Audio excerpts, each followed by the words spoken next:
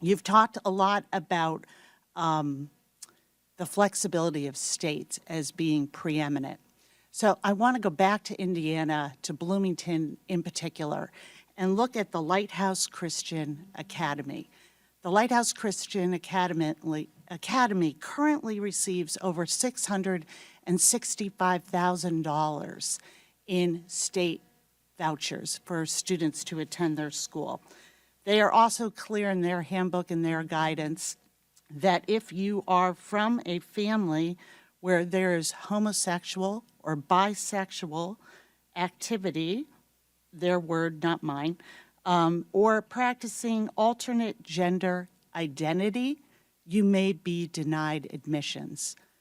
If this school, which obviously is approved to discriminate against LGBT students in Indiana, if Indiana applies for this federal funding, will you stand up that this school be open to all students?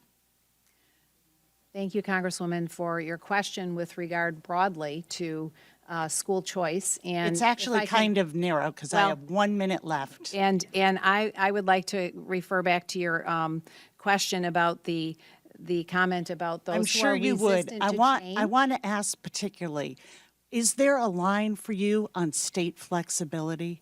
You are the backstop for students in their right to access a quality education. Would you, in this case, say, we are going to overrule and you cannot discriminate, whether it be on sexual orientation, race, special needs, in our voucher programs? Will that be a guarantee from you for our students? For states who have programs that allow for parents to make choices, they set up the rules around that. So that's a no.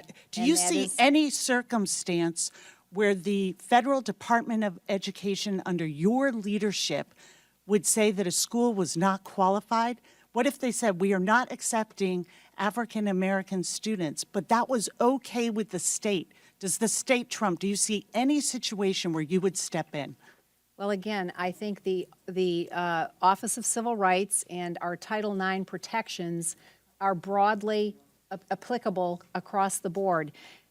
But when it comes to parents making choices on behalf of their students... This isn't about parents making choices. This is about use of federal dollars. Is there any situation, would you say to Indiana, that school cannot discriminate against LGBT students if you want to receive federal dollars? Or would you say the state has the flexibility in this situation?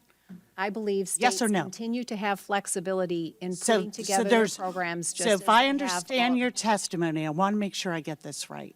There is no situation of discrimination or exclusion that if a state approved it for its voucher program, that you would step in and say, that's not how we're going to use our federal dollars. There's no situation if the state approved it that you would put the state flexibility over our students.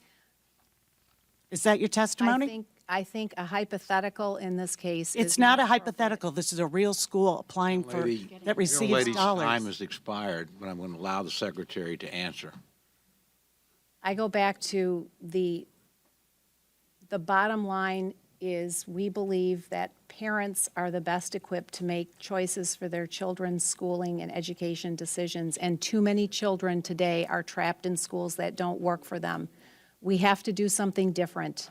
We have to do something different than continuing a top-down, one-size-fits-all approach, and that is the focus, and states and local communities are best equipped to make these decisions and frameworks on behalf of their I am shocked that you cannot come up with one example of discrimination that you would stand up for students.